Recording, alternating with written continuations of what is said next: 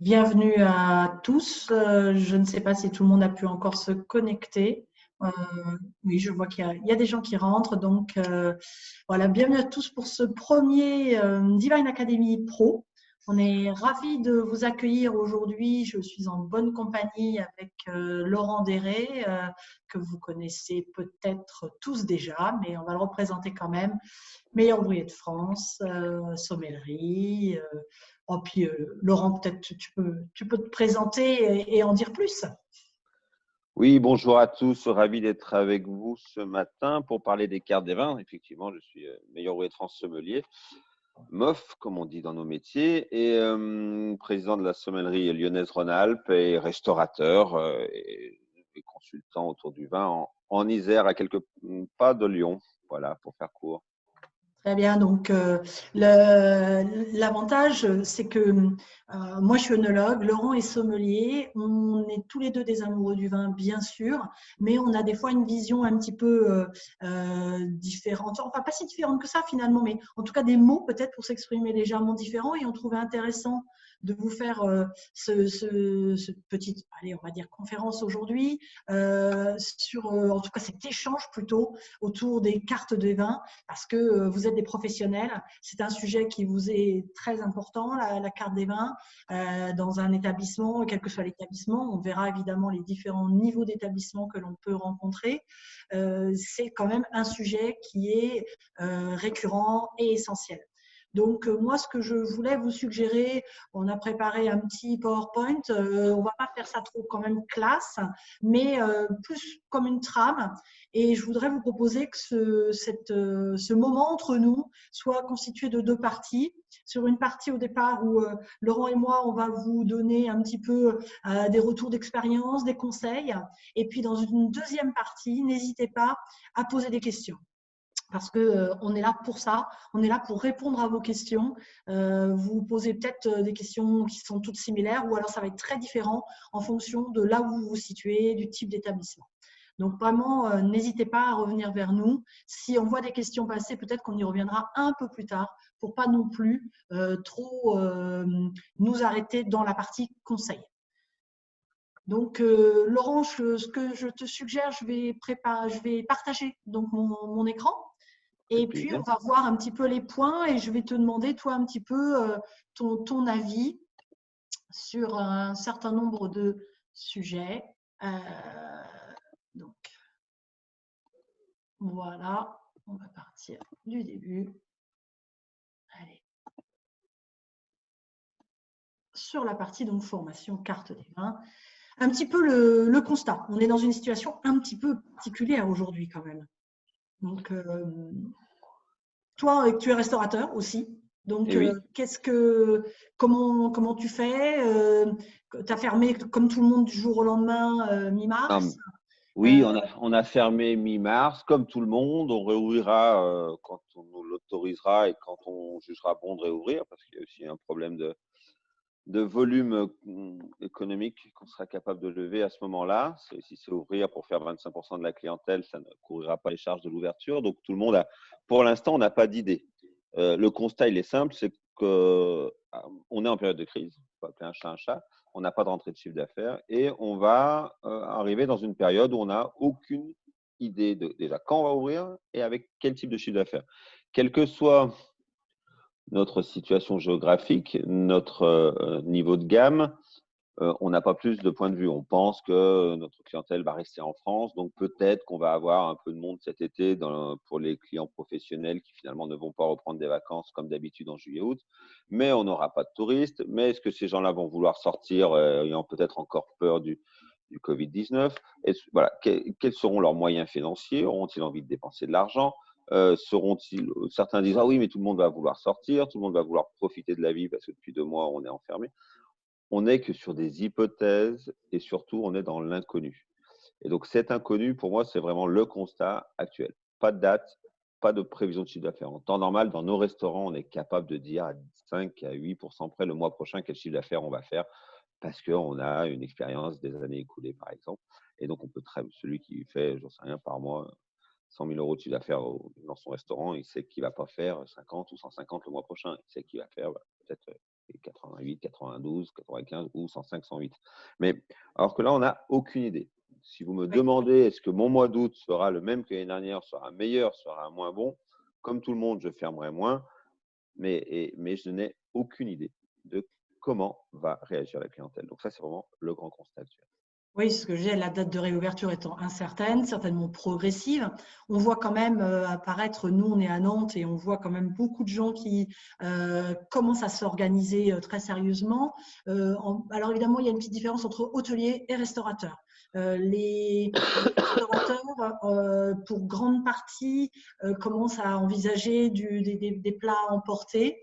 Donc, qui dit après, puisque nous on va vous parler de vin et de carte des vins, évidemment dans l'idée d'association mes vins par rapport à ça.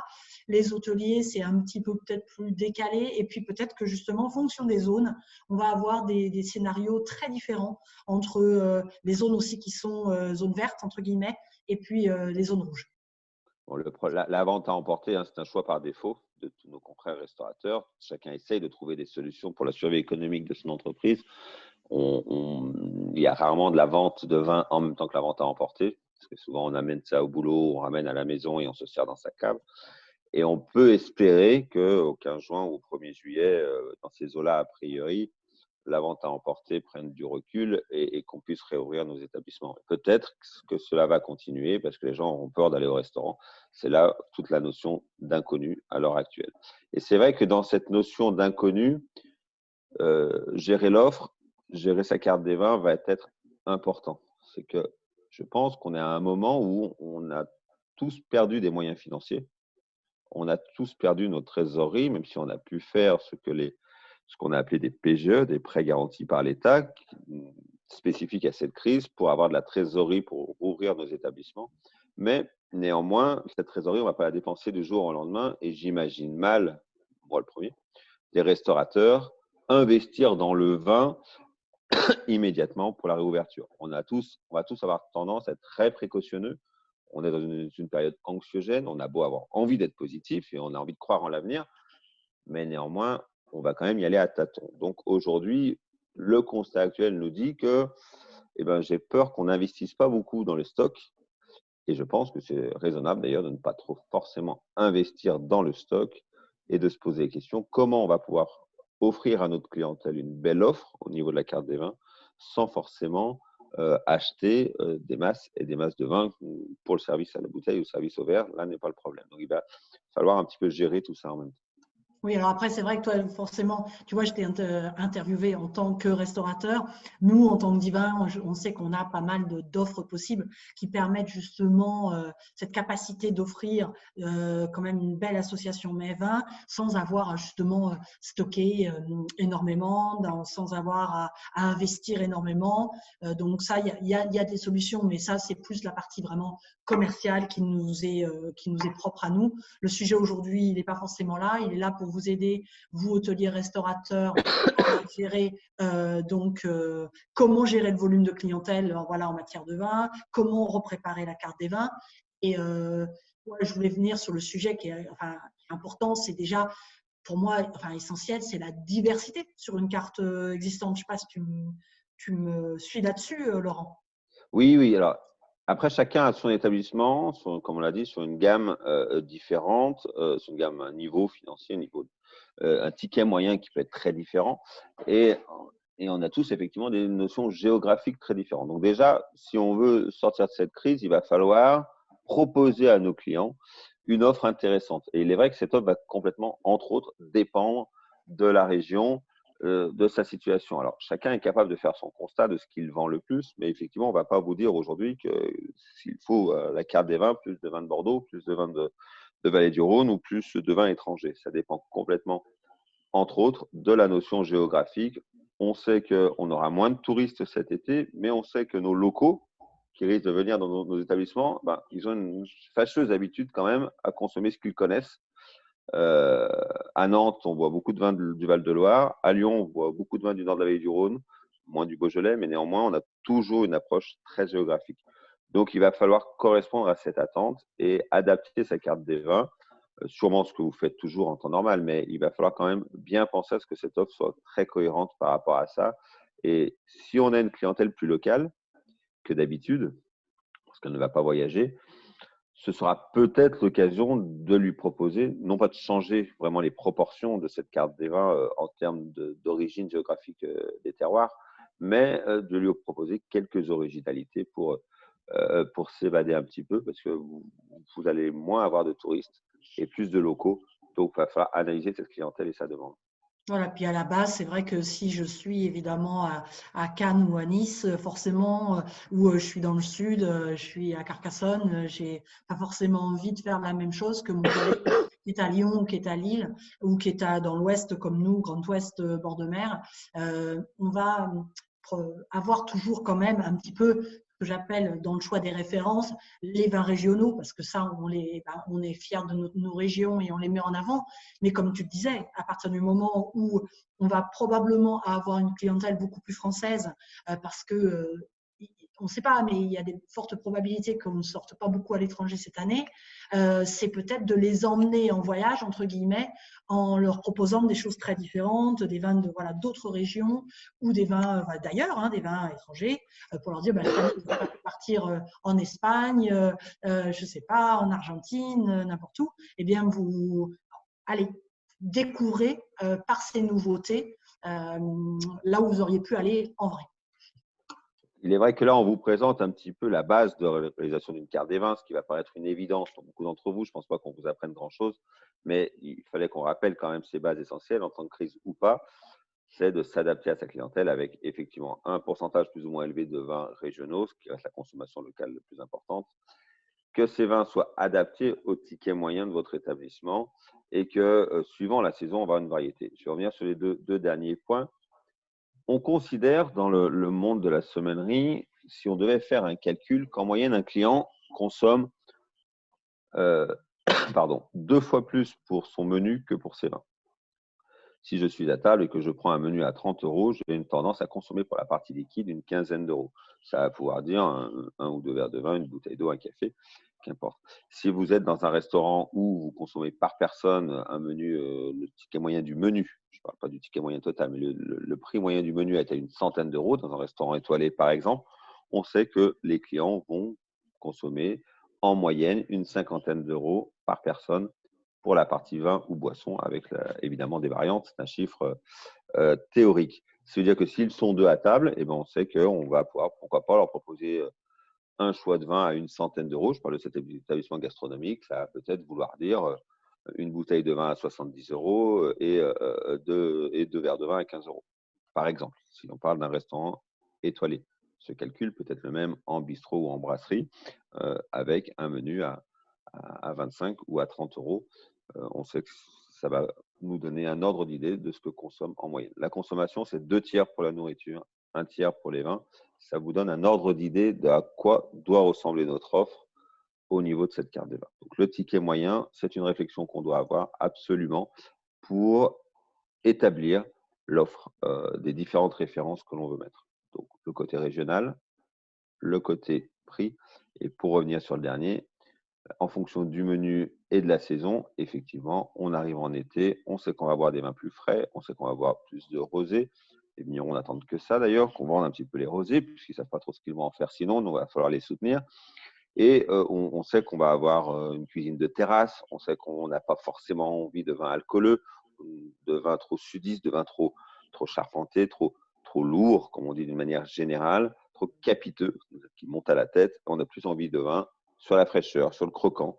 Et donc, réfléchir à notre offre, en particulier sur l'offre coup de cœur, que ce soit les bouteilles qu'on a en coup de cœur, qu'on met à l'ardoise, qu'on propose à la voix, ou que ce soit le choix de vin au verre, les vins qu'on va avoir envie de proposer, de bien se caler sur cette saisonnalité et de bien de penser immédiatement à l'envie du client. Donc, il est vrai que c'est plus facile de vendre des vins sur le fruit que des vins sur la puissance actuellement.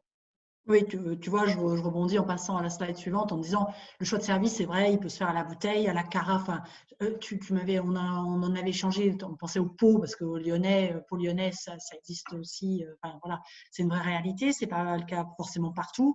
Et au verre, parce que c'est vrai qu'il y a moult possibilités de service de vin. Donc, que l'on soit. Alors, en restaurant, bien sûr. En hôtel, peut-être un petit peu moins la bouteille parce qu'on est plus dans les bars d'hôtel. Mais après, ça dépend du nombre de convives aussi, bien sûr. Donc, effectivement, le choix de service va définir notre carte des vins pour cette période-là. La bouteille, ça reste quand même une référence, mais aujourd'hui, on connaît le développement des vins au verre. La carafe, comme tu l'as dit, c'est plus régional et ça correspond sinon à certains types de restauration. Sur le menu du jour, on va prendre ce qu'on appelle un pot de côte, un pot de rouge ou quoi que ce soit, mais la consommation existe et elle est louable. Et le choix de vin au verre qui est donc très tendance, qui va permettre une diversité de s'adapter à l'envie de madame, de monsieur ou des deux dames ou des deux messieurs qui peuvent être différentes. Et ça, quelle que soit la gamme. Donc, dans la carte des vins qu'on va devoir faire d'une manière générale, on va devoir penser à ce choix et se dire aujourd'hui, le choix des vins au verre augmente. Il va falloir avoir un choix cohérent au verre avec une diversité au verre. Si on a envie d'avoir 3 blancs, 3 rouges, selon son type d'établissement, ça peut complètement suffire. Et on va faire attention que ces 3 blancs soient très différents, de respecter ce qu'on a dit avant sur une petite notion géographique pour répondre à la demande et en même temps une notion originale et en même temps des vins un peu plus secs, un peu plus puissants pour les blancs, plus sur la rondeur et sur les rouges, des vins à la fois sur le fruit pour correspondre à la saison et un choix de vin au moins un peu plus corpulent pour le client qui veut absolument quelque chose d'un peu plus corpulent. Donc, pensez dans cette carte de vin au verre, même si elle est faible, qu'il y ait de la diversité. Comme tu le montres ici, ça correspond à la demande actuelle. Oui, environ 70%, hein, Laurent, de demande de vin au verre aujourd'hui. Et c'est ça, en fait, ce qui m'étonne toujours, c'est qu'on a une demande de la clientèle qui est très importante et on a une offre en hôtellerie et en restauration qui est encore malheureusement parfois un peu en deçà de ce qu'il pourrait faire. Parce que tu vois, sur un exemple très simple, comme bon, allez, j'ai 35 vins, c'est pas beaucoup, une carte des vins, en tout cas pour un restaurant, c'est pas énorme. Pour un hôtel, ça peut être pas mal. Eh bien, on se dit, OK, s'il y avait 35 vins en bouteille, il nous faudrait 25 vins au verre. Et c'est quasiment jamais le cas. Donc, s'il y en a déjà 10, c'est pas mal. Et bien, enfin, on se rend compte qu'en fait, il y aurait de la place pour 15 références supplémentaires. Peut-être une mentalité à changer, effectivement. Parce que Alors, c'est variable aussi en fonction des établissements, hein. Moi aussi, j'ai eu un restaurant pendant 10 ans. Alors, moi, du coup, je m'en ai fait un peu je dirais, mon dada, ma spécialité. Et nous, c'était plus de 90% au verre. Même des tables de 6 ou de 7, les gens me demandaient au verre. Donc, parce qu'ils venaient jouer là-dessus. Mais c'est particulier. Un œnologue ou un restaurant, forcément, il va avoir une forte tendance vin. Mais ce n'est pas le cas de tous les hôtels, tous les restaurants. Donc, même déjà, s'ils correspondent à 70% de la demande, on s'aperçoit qu'en général, et tout le monde pourra, enfin, moi je peux vous poser la question aussi, quelle est votre proportion de vin au verre? Est-ce que on peut faire un petit sondage là-dessus? Voilà, il s'affiche, est-ce que c'est 5 à 15%, 15 à 30, 30-60 ou plus de 60? Et voir si finalement, ce que vous avez réalisé, vous, professionnels, c'est finalement ce qui correspond à la tendance générale. Alors, vous allez me dire, c'est variable suivant les endroits. Mais quand même, je pense que c'est intéressant de soumettre cette petite réflexion. on va laisser à chacun le temps de répondre. Moi, je pense qu'aujourd'hui, si on a fait le constat tout à l'heure, si on vous a présenté le constat de la solution de la période très compliquée dont on parle, avec toutes ces inconnues sur l'avenir, on a effectivement un intérêt, comme je vous le disais, à ne pas trop investir dans les stocks. Les vins au verre vont être une solution. Les vins au verre, qu'on achète en bouteille ou qu'on achète par le biais de la divine en flacon, ça va nous permettre, même si vous êtes sur un vigneron local et que vous avez envie de travailler en direct avec lui, vous pourrez avoir que 6 bouteilles de chez lui, vous amuser au verre quelques jours et passer à autre chose. C'est beaucoup plus compliqué avec des vins bouteilles que vous avez à la carte, vous en vendez 6, vous passez à un autre, parce qu'on est beaucoup moins dans l'effet coup de cœur, on est beaucoup moins dans l'effet présentation. Et dans cette période où on ne voudra pas investir dans les stocks, le vin au verre va être une solution. Surtout que j'ai peur un petit peu de la réticence de nos clients sur la dépense, sur leurs moyens financiers en cette période de reprise de l'activité. Et à mon avis, le vin au verre va avoir la possibilité de rester raisonnable avec eux sur leur gamme de prix. Voilà, tout à fait, de se dire, bon, bah allez, en effet, c'est peut-être un peu plus dur à la reprise, donc, mais j'ai quand même pas envie de manger mon super plat sans un verre de vin. Et peut-être que là, ça va être une période encore plus adaptée avec les vins au verre. Alors, hop, je voulais passer à la suite. C'est parce qu'on est en train de regarder, ah oui, donc les résultats, c'est pas mal, hein, on a quand même, allez, en cumulant les deux chiffres du haut, 72 personnes, 72% des gens qui ont entre 30 et plus de 30% et plus de 60 quand même, 36%. Donc c'est pas mal, c'est pas mal. Non, non, là, je pense qu'on a affaire à un public d'amateurs des mains ouvertes, d'amateurs de la divine et qui a compris ça, effectivement.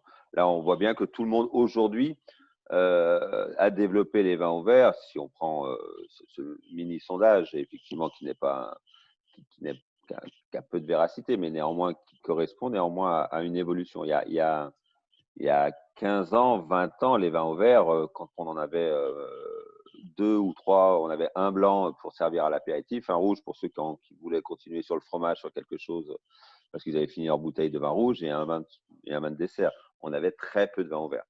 Aujourd'hui, tout le monde, effectivement, a augmenté son nombre de vins ouverts.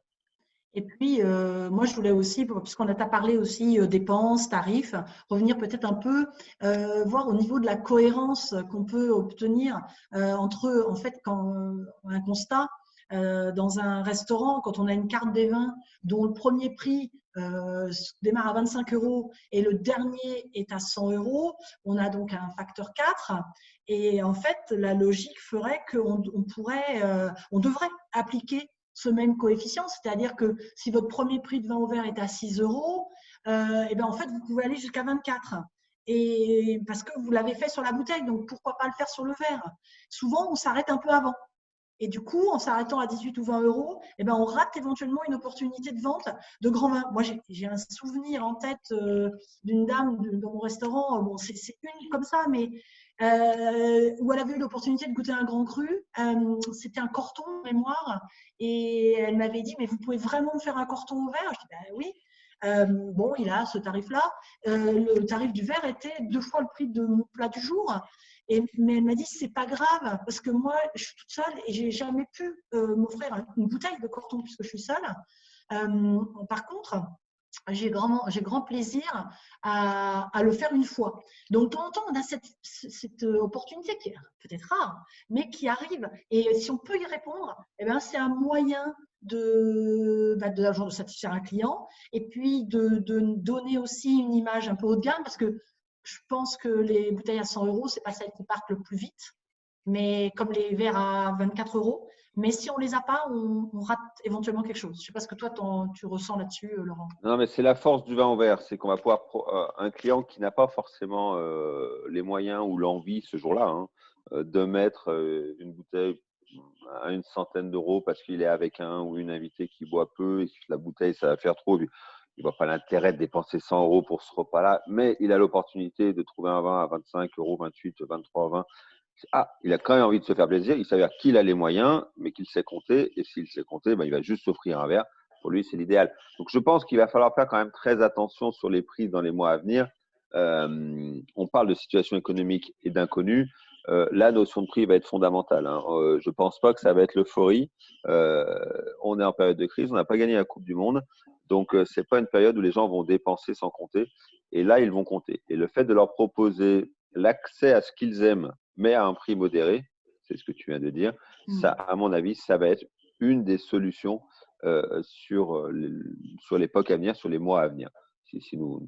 Voilà. Après, il faut faire attention au prix de vente. Oui. Cela fait 30, 40 ans ou 50 ans qu'on accuse un peu les restaurateurs, dont je fais partie, de pratiquer des prix trop élevés. Les restaurateurs sont connus pour appliquer des coefficients. Aujourd'hui, ça change et il faudra que ça continue à changer. Tant qu'on multipliera, pas bêtement, mais de manière arithmétique et sans réflexion, les vins par 3, par 4, le prix d'achat des vins par 3, par 4, par 5, que sais-je, automatiquement, les grands vins deviendront de manière exponentielle de moins en moins accessibles. Si on réfléchit en marge, qu'on parle pour les bouteilles ou pour les verres, si on réfléchit en marge, on donne accès à beaucoup plus de choix à nos clients et on développe plus de marge. Alors, il faut arriver à convaincre son comptable qu'il arrête de nous parler des ratios en fin d'année, mais que du compte de résultat.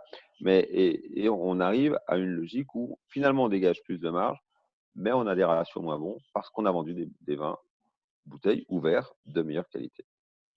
Oui, non, mais Les prix vont être le nerf de la guerre, je pense. je connais quelqu'un qui dit vous ne payez pas vos salariés en coefficient, vous les payez en euros. Donc, voilà aussi, c'est de se dire finalement combien ça représente d'euros et pas se focaliser en effet sur un sacro-saint coefficient, clairement. Peut-être en conclusion et avant de passer aux questions, parce qu'on a quand même pas mal de participants, je suis sûre qu'il va y avoir des questions, c'est peut-être se résumer, de se dire en effet, bon, une bonne carte des vins, c'est pas qu'on ait la solution, mais en fait, pour nous, c'est quoi? Bah, et puis évidemment, Laurent, je te laisserai donner ton avis, mais pour moi, c'est la sélection, ce sont les vins qu'on va présenter, donc qui soient cohérents par rapport à l'établissement, qui a un équilibre géographique, qu'on ait un petit peu de variété, qui a un équilibre tarifaire, tu viens de le mentionner, et puis un équilibre gustatif avec des vins blancs, des vins rouges, des vins rosés. Donc une carte qui présente une diversité. Forcément, peut-être la question de se dire, là, j'ai arrêté en mars, je reprends en mai, juin, est-ce que je ne vais pas devoir quand même modifier 2-3 petits trucs parce qu'en fait, la saisonnalité, elle est quand même bien différente. La nouveauté, je pense que c'est hyper important. Peut-être une petite question, vous avez le temps d'y réfléchir aussi, c'est à vous, à quelle fréquence vous changez votre carte des vins? Est-ce que c'est quelque chose que vous envisagez régulièrement ou pas? Donc, on peut vous poser ce petit sondage-là. Et puis, moi, je suis assez fanat des associations Mévin, donc pas hésiter à proposer ce que longtemps les gens ont appelé des menus Bacchus, dans le sens association Mévin. Vous réfléchissez pas, on est là pour vous proposer, inclure, ou même tout simplement dans un menu du jour, de dire bah, aujourd'hui c'est le vin du jour. Je crois que Laurent, tu l'avais fait avec des petites ardoises, je me souviens, sur un priorat il y a quelques temps. C'est voilà, penser, suggérer des associations Mévin, soyez proactifs, proposez à vos clients qui sont des fois soit en manque d'inspiration, soit qui sont là pour justement vos conseils et qui attendent que ça, qu'on leur donne des idées d'associations Mévin. Eh ben, je suis évidemment d'accord avec toi. Je pense que actuellement, sans être dramatique, il va falloir être précautionneux. Donc, on va faire attention au stock, on va faire attention à ce qu'on achète et il va falloir se caler à une demande qui est un petit peu difficile aujourd'hui à anticiper. On peut imaginer que nos clients soient un peu raisonnables. Il va falloir que notre offre elle corresponde complètement à cette demande-là, mais je pense que chacun des professionnels ici présents sait très bien faire l'analyse de sa clientèle et que cette carte des vins réfléchisse à cet équilibre géographique, tarifaire et des attentes des clients.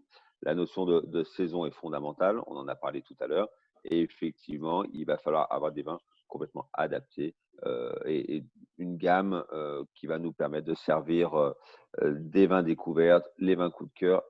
Typiquement, il y a des vins, tu parlais du Priorat, donc tout petit terroir sur les terres schisteuses du nord de l'Espagne. On est en Catalogne, un petit peu dans l'arrière-pays de Barcelone et de Tarragone. Et c'est un vin que vous n'avez aucune chance de vendre si vous le mettez à la carte dans un établissement où vous n'avez pas forcément un sommelier et que vous le laissez sur la carte. Dès que vous allez le mettre en coup de cœur, dès que vous allez le mettre sur une ardoise, dès que vous allez le mettre sur un chevalet, dès que vous allez le vendre à la voix, vous allez en vendre. Et c'est l'intérêt des vins ouverts qui proviennent de la divine, qui proviennent de bouteilles, là n'est pas la question. C'est l'intérêt des vins de découverte, c'est de les proposer et de les mettre en avant. Et c'est cette offre qui doit changer très souvent et cette offre qui va faire vivre votre carte des vins. Vous avez un socle de vin qui est peut-être à 80 ou à 90% toujours le même et vous avez ces 10-15% qui, eux, doivent varier un achat coup de cœur et qui varie d'une semaine à l'autre. On brief en 5-10 minutes son personnel sur le vin qu'il doit proposer et il sait que voilà, actuellement, vous avez à la carte cette appellation Coteau du Giennois, c'est un Sauvignon du cœur du Val-de-Loire. Si vous êtes hôtelier à Toulouse, les clients ne connaissent pas forcément le Coteau du Giennois. C'est beaucoup plus facile de vendre un Sancerre, ça vous pouvez le laisser à la carte, qu'un Coteau du Giennois. On est qu'à une encablure. Hein. On est passé de la Nièvre, on est juste dans le Loiret au lieu d'être dans le Cher pour le Sancerre. On est vraiment à côté. Donc il y a des vins comme ça un peu originaux qui demandent à être mis en avant et qui vont créer votre originalité, quel que soit votre niveau. Donc dans votre carte des vins, dans la structure de cette carte des vins, il va falloir avoir ces vins coup de cœur, avoir ces vins du moment par rapport à la saison, par rapport à vos envies, par rapport à votre cuisine, par rapport à votre nouvelle carte, par rapport à la demande de la clientèle. Je vois un petit commentaire d'un des participants qui dit oui, une révision des coefficients applicables aux tarifs de vente doit être revue à la baisse en ces temps de crise, enfin de reprise économique. Oui, c'est sûr qu'à un moment, il vaut mieux baisser un tout petit peu le coefficient, garder une marge toujours qui nous permette de vivre, bien sûr, mais qui permette de répondre aux attentes et en effet et peut-être aux angoisses de chacun, se dire bon, bah, je ressors, mais oui, après cette période de crise, est-ce que je dépense ou pas? Voilà, il y a beaucoup de gens qui vont se poser les questions. Alors, je vois une fois par saison, 45% quand même, c'est bien. Enfin, moi, je suis assez partisane de faire ça. Je sais pas, toi, Laurent, ce que tu en penses, Je pense que c'est fondamental aujourd'hui. Il faut considérer la carte des vins comme la carte des menus. On n'envisage pas dans la plupart de nos établissements que le chef de cuisine ne change sa carte des vins qu'une fois, ses menus qu'une fois tous les 12 mois. Donc, je pense qu'il faut absolument sur la même, il faut sur la carte des vins avoir la même réflexion. Il faut une rotation. Vos clients viennent tout le temps. Imaginez, ils aiment les vins de la vallée du Rhône chez nous, par exemple, pas loin de Lyon. Et il ne faut pas toujours leur proposer le même Saint-Joseph. Il faut avoir parfois un Gros Hermitage à la carte, il faut avoir un Côte-Rôtie, un vin de pays, un IGP du nord de la vallée du Rhône sur une Syrah, il faut avoir des coups de cœur du moment, il faut avoir des choses. Puis parfois, il faut l'emmener ailleurs. Si à chaque fois qu'il vient chez vous, il boit tout le temps la même vin, c'est un choix par défaut parce qu'il n'a finalement que ça. Bah, au bout d'un moment, il va se lasser, il va partir. Donc, et c'est comme pour les menus. S'il mange toujours la même salade sur sa brasserie préférée sur sa terrasse, au bout d'un moment, la salade, même si elle est très bonne et très bien exécutée, là n'est pas la question, il va avoir tendance à aller chez le concurrent pour manger autre chose. Le client a besoin qu'on lui amène un petit peu de nouveauté de temps en temps. Donc, la carte des vins doit absolument être vivante. Ce n'est pas quelque chose de figé, au même titre que la carte des menus. Donc, ça, je pense qu'on l'oublie un petit peu souvent. Et les vins au verre permettent tout ça. Les vins au verre et la culture des vins coup de cœur en général, au verre, aux bouteilles, sont aussi une alternative à tout ça. Si on n'a pas envie de refaire ces supports de vente tout le temps, mais au moins, on amène des coups de cœur chaque semaine. J'ai une question, moi, que je vois marquer. Quels sont vos critères de sélection des vins? Donc, c'est vrai que moi, chez Divin, donc, je m'occupe de la sélection des vins. Laurent est là pour m'aider et pour aussi voir avec sa vision et puis sa vision de sommelier et moi, la mienne d'œnologue, c'est vraiment complémentaire. Ce que je cherche, c'est de la diversité. Ce que je recherche, c'est vraiment d'essayer de représenter au maximum tous les terroirs français quand ça nous est possible. Par exemple, l'Alsace a une législation très particulière qui ne permet pas de faire de vin au verre en flacon. C'est pour ça qu'on ne l'a pas et c'est aussi pour ça que ne voulant pas priver les amoureux de Riesling, on a franchi là aussi la frontière et on est passé en Moselle pour pouvoir en proposer. C'est vraiment, voilà, c'est ce qu'on vous a dit aujourd'hui, avoir des blancs secs, des blancs très secs, des blancs secs secs et fruités, des blancs moelleux, des rouges souples, des rouges un peu plus charnus, des rouges carrément charpentés, corsés, pour correspondre à toutes les envies, pour correspondre aussi à toutes les saisons. Les rosés, bien sûr, dont on a parlé. Et on a rentré l'année dernière, grâce à Laurent d'ailleurs, puisque c'était un contact qu'il avait, très joli cru classé en Provence. Un petit coucou à Diane Nubla sur le domaine de la Croix. Ça, c'était une nouveauté. On n'avait pas jusqu'à présent, donc on essaye d'avoir des nouveautés. On essaye, nous aussi, de vous donner envie de découvrir des choses. Vous, en tant qu'hôtelier et restaurateur, et que vous ayez envie de faire partager ces découvertes à vos clients. On va continuer à travailler dans ce sens. Il y aura plein de nouveautés qui vont arriver dans l'année parce qu'on ne s'est pas arrêté de sélectionner, même si pour le moment, voilà, tout est un peu en stand-by chez vous comme chez nous. On continue quand même. On a fait plein de choses en début d'année. Il faut dire que c'est l'année aussi des salons sur janvier et février. Donc, on a pu aller rencontrer pas mal de vignerons. Et on va étendre encore notre sélection petit à petit. On n'a pas l'intention de s'arrêter. Le critère numéro 1, évidemment, c'est qualité. Et puis, le critère numéro 2, c'est diversité. J'espère que ça répond à votre question, Alexandre, qui me l'avait posée. J'ai reçu une question en parallèle, Béatrice, quel type de vin pour une clientèle étrangère? Et je pense que ça va revenir sur ce que tu viens de dire. Le but dans une sélection, que ce soit au niveau de la divine, mais au niveau d'un restaurateur, elle est la qualité, tu l'as dit, mais en même temps, on a évidemment la diversité, mais on a aussi besoin de sincérité. C'est la sincérité d'une appellation. Quand un client achète un vin à la divine ou vient dans notre restaurant acheter une bouteille de Saint-Émilion, il faut que ça ressemble à un Saint-Émilion. On a quand même besoin, non pas qu'on veut rentrer bêtement dans un moule, mais il ne faut pas tricher avec nos clients. Il faut que derrière une étiquette, il y ait cette sincérité-là. C'est pour ça que quel type de vin pour une clientèle étrangère?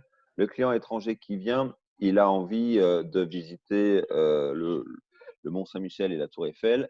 Et en termes de vin, il a envie de goûter des grands Bordeaux, des grands Bourgognes, des grands Loire et des choses un peu connues. Oui, il faut être honnête, la clientèle étrangère, quand elle vient en France, elle est à la recherche d'étiquettes attendues. Si vous avez une clientèle étrangère importante dans votre établissement, dans ces cas-là, il faut absolument avoir des appellations qu'elle va reconnaître, qui vont la rassurer, qui vont lui faire briller les yeux, qui vont lui donner envie. Donc, on va avoir besoin d'étiquettes, entre guillemets, un petit peu rassurantes et qui doit être après dans dans le niveau de prix de votre établissement ou de la clientèle que vous avez. Moi, j'aurais envie aussi, je vous ai dit, n'ayez pas peur d'avoir des originalités, mais c'est surtout pour la clientèle locale. La clientèle étrangère, quand elle vient en France, effectivement, ça sera beaucoup plus facile de lui vendre un Côte de Provence rosé qu'un Grignan les Adémar rosé. Ce sera beaucoup plus facile de lui vendre comme je l'ai dit tout à l'heure, un Sancerre blanc qu'un Côte du Génois. Ce sera beaucoup plus facile de lui vendre un Saint-Émilion qu'un Côte de Bourg. C'est ainsi. C'est peut-être dommage, mais si on n'a pas forcément toujours le temps devant nos tables de faire de la vente, il va falloir trouver les produits qui la rassurent un petit peu. Oui, bah, de toute façon, c'est aussi comme ça que nous, on a démarré. Hein. Quand Divin a démarré, comme on a dit, on ne peut pas avoir deux inconnus. On était inconnus. Il fallait démarrer par des vins que l'on connaissait bien, donc le côté rassurant, le côté, comme tu as dit, étiquette, allez, Chablis, Sancerre, Saint-Émilion, Côte du Lion, etc., etc. J'en oublie forcément. Mais moi, je ne pouvais pas me limiter à ça et il y a des régions dans lesquelles on a besoin encore de se développer, je le sais. J'entends la question, et alors pour l'Occitanie? Oui, bien sûr, on a plein de belles choses encore à sourcer là-bas. C'est évident qu'on ne s'arrêtera pas à la sélection qu'on a aujourd'hui. Maintenant, il faut aussi agrandir petit à petit et on peut pas tout faire d'un coup. Donc, il va y avoir pas mal de nouveautés cette année dans pas mal de régions, mais on continue de chercher des super appellations, pourquoi pas un Faugère, pourquoi pas des Corbières, un massif des Corbières, il y a de très belles choses. Vraiment, aucune région n'est fermée. Après, on n'aura pas 220, 320 demain chez Divin. Donc, on les amène petit à petit et on source des nouveautés. Et vous allez voir plein de choses apparaître dans l'année 2020. Malgré la situation particulière. Et j'espère bien parce que ça veut dire qu'on va continuer à être curieux et que vous allez être curieux et que vos clients vont être curieux. Alors, on a une petite question en ligne à propos des coefficients que Davina nous pose au niveau des coefficients sur les vins à la vente à emporter. Moi, j'ai un principe très simple. À partir du moment où on fait de la vente à emporter, que ce soit en bouteille, bon là au verre c'est un peu compliqué la vente à emporter, il ne faut surtout pas que les produits, et même si c'est tous les restaurateurs aujourd'hui qui font de la vente à emporter au niveau des plats, il y a le service en moins. Il faut intégrer le fait qu'il y a un prix en moins. On ne peut pas vendre au même prix quelque chose qui vous est servi à table dans des conditions par du personnel, etc., avec quelque chose que l'on emmène, ça ne peut pas être le même prix. Donc, il faut quand même bien avoir cette logique-là. Si on parlait en termes de plats, il faut absolument qu'il y ait une baisse de 15 à 20% entre la vente. Je parle des plats à emporter par rapport à la consommation sur place.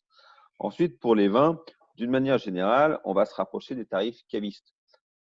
La plupart des cavistes, sur un prix hors taxe, font un coef de 1,5 environ et rajoutent la TVA. Donc, vous achetez une bouteille à 10 € hors taxe ou à verre, qu'importe. Je parle de la bouteille parce qu'on parle à emporter, donc on va parler d'une bouteille. Si vous faites de la vente caviste sur cette période-là, la plupart des cavistes, qu'ils achètent à 10, ils vont le revendre à 15, ils rajoutent la TVA, ça monte à 18. Ça, c'est pour ceux qui n'auraient pas de logique. Certains qui sont en zone où ils sont moins concurrentiels, où ils ont besoin d'un petit peu plus de marge, font très simple, prennent le prix d'achat, ils le multiplient par le prix d'achat hors taxe, ils le multiplient par 2 et ça leur donne un prix de vente TTC. En gros, s'ils achètent 10 hors taxe, ils leur vendent 20 TTC. Mais ça me paraît quand même la gamme. Voilà, je le conçois complètement dans des boutiques qui ont des charges, qui ont peut-être un loyer au milieu d'une rue piétonne dans une grande ville très importante, qui ont un agencement, qui ont du… Si nous, restaurateurs, on vend, bah, a priori, en théorie, notre loyer, je vais être très bref, mais le loyer du restaurant est déjà payé par l'activité restauration et la vente de vin à emporter peut se permettre d'être raisonnable. Donc voilà, un petit peu le mode de calcul entre 1,5 et 1,7 sur les prix hors taxe, ça me paraît pas mal et après on rajoute la TVA. Bon, alors évidemment, je reprends moi ma casquette divin forcément, hein.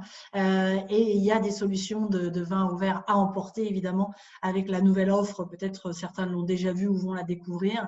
Ou Divine évidemment, Divine c'est la perfection c'est ce qu'on promet du vin au verre avec la divine, avec le service. Mais ce qu'on a dit au début, c'est la sélection qui est aussi très importante et on peut être fier de toutes nos références, en tout cas moi je le suis, et on essaie dans ces situations un peu plus particulières de pouvoir proposer quand même du vin au verre, éventuellement sans divine. Notre sélection divin, c'est une sélection restreinte sur la totalité, mais c'est possible parce que on va vous donner des préconisations pour les servir dans des conditions se rapprochant de conditions idéales. Et c'est vrai que c'est dommage de se priver d'un verre de vin, même s'il fait que 10 centilitres. Et quelqu'un qui me dit est-ce que c'est pas un peu juste? Franchement, 10 ou 12, faites l'expérience, mettez dans un verre, la différence, elle n'est pas énorme. Avant tout, c'est de se faire plaisir. C'est soit on a envie de boire plusieurs verres et à ce moment-là, ou alors plusieurs flacons, mais on peut passer à la bouteille, bien sûr, parce que tous les vins au verre ne sont pas adaptés aux situations, mais dans une situation comme la nôtre aujourd'hui, ou en plus au côté sanitaire, comment est-ce qu'on va faire pour avoir des vins qui soient protégés de l'extérieur, ça correspond quand même à une certaine demande. Puis je vois qu'il y en a Tom qui nous a mis mes ventes de vin au verre se font uniquement avec la divine dans mon établissement pour éviter le gâchis. Ça, c'est sûr qu'aujourd'hui, c'est un vrai sujet. C'est-à-dire qu'on ouvre une bouteille, quel est le prochain client? Quand est-ce qu'il va passer? Est-ce qu'il va accepter que ma bouteille reste ouverte? Forcément, avec un flacon, le flacon il est resté fermé, personne n'y a touché, il est intact, la qualité préservée. C'est quand même un des avantages là-dessus, peut-être encore plus que d'habitude.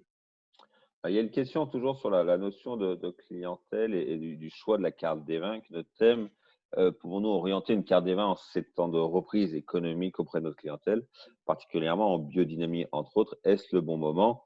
Et quelqu'un qui me disait qu'effectivement, est-ce possible de travailler sur des catégories de vins différentes, comme en appellation avec la clientèle étrangère et des systèmes culturels, donc biodynamiques et bio. Et effectivement, le fait que le client soit étranger, soit touriste, on va parler d'un touriste, je ne parle pas que de la clientèle d'affaires, mais le client touriste, lui, je vous disais, il est rassuré par des étiquettes. Ça ne veut pas dire que tout ce qui est en culture actuellement, en bio d'une manière générale, et après biodynamie, et après tout le côté vin nature, ne va pas l'intéresser. Le client, et encore plus sur un certain nombre de types de clientèle, et germanique en particulier, va être très friand d'une notion écologique. Donc, si c'est le cas, mettez-le bien en avant sur votre carte des vins. Maintenant, que la clientèle soit étrangère ou pas, si votre créneau, il est dans votre approche commerciale de développer les vins bio, les vins biodynamiques ou les vins nature, il n'y a pas de bonne ou de mauvaise période. Si votre créneau, il est là, allez-y maintenant. C'est pas, là n'est pas le souci. Pour les vins nature, c'est un débat qui est un peu compliqué pour qu'on le fasse aujourd'hui. Ça prendrait un petit peu de temps. On est sur quelque chose qui est actuellement de prendre une certaine ampleur, tout au moins dans les débats, et qui est en train de s'installer et qui va, à mon avis, se modérer également un petit peu dans les années à venir, parce que tout n'est pas encore parfait, mais les vignerons améliorent de manière assez intéressante leur technique de vin sans soufre aujourd'hui, et c'est un développement intéressant. Donc, il y a une demande effectivement de la clientèle, et puis il y a l'image commerciale que vous souhaitez donner. Si vous êtes dans une logique très, très branchée bio, eh ben, il faut allez-y, allez dans ce choix-là. Même actuellement, il n'y a aucun souci. Et la biodynamie est une des variantes, mais je vous renvoie à un podcast que Béatrice a fait il n'y a pas très longtemps sur les vins bio, les vins biodynamiques, mais qui est Je pense qu'aujourd'hui, il ne faut pas hésiter. Hein. Si c'est votre créneau, allez-y. Ce n'est pas la période qui va changer ça. Et on a, nous, c'est vrai, dans la sélection, évidemment, le critère numéro 1, et on y revient toujours, c'est qualité, qualité, qualité. Mais si c'est bio, mais tant mieux, on est archi pour. Mais moi, je ne veux pas que ce soit mon critère unique. Je ne veux pas qu'on me dise, je l'ai pris parce qu'il était bio. Non, je l'ai pris parce qu'il était bon, parce qu'il était bien vinifié, parce qu'il avait de l'équilibre, parce qu'il avait ce qu'on attendait, il avait cette sincérité dont tu parlais. Il nous donne la promesse qu'on attend de ce vin, et en plus il est bio ou biodynamie, mais génial, j'adhère totalement. Mais c'est vrai que moi je ne veux pas que ce soit mon unique critère. Par contre, on voit beaucoup de demandes de nos hôteliers et restaurateurs qui nous disent, est-ce que vous pouvez indiquer sur la carte des vins qu'ils sont bio ou biodynamiques? Donc, il y a une vraie demande, il y a une vraie tendance.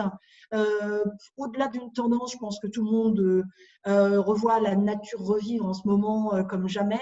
Et la nature vit et les vignerons s'occupent de leur vigne en ce moment. Eh bien, oui, respectons la vie, respectons la nature. Et tant mieux si on peut avoir une grosse proportion de vins bio et biodynamique. Mais ça passera avant tout par la qualité du produit. Je pense qu'on a à peu près fait le tour du sujet aujourd'hui. Laisser chacun à la réflexion comment faire cette belle carte des vins pour cet été. Allez, on va espérer bon. On n'a pas le choix, on va y croire. Absolument. Donc, merci beaucoup. Merci Béatrice. Merci à vous. Merci. Et puis, on vous dit à bientôt pour une nouvelle Divine Academy Pro. Les sujets seront annoncés au fur et à mesure. N'hésitez pas à vous inscrire comme ça sur des petits groupes, ce qui nous permet de pouvoir répondre à vos questions. Et puis, n'hésitez pas de passer pour ceux qui sont déjà clients, par vos commerciaux que vous connaissez bien. S'il y a d'autres questions, soit vis-à-vis d'eux, soit vis-à-vis de moi, ils me retransféreront les questions. Donc, c'est un plaisir de pouvoir essayer d'être là, vous aider à répondre à toutes les questions auxquelles vous vous posez en ce moment, dans cette période si particulière. Je vous souhaite à tous une excellente journée et une excellente reprise dès qu'elle aura lieu. Merci beaucoup, merci à tous, merci Béatrice, bonne fin de journée à tous. Laurent. Au revoir.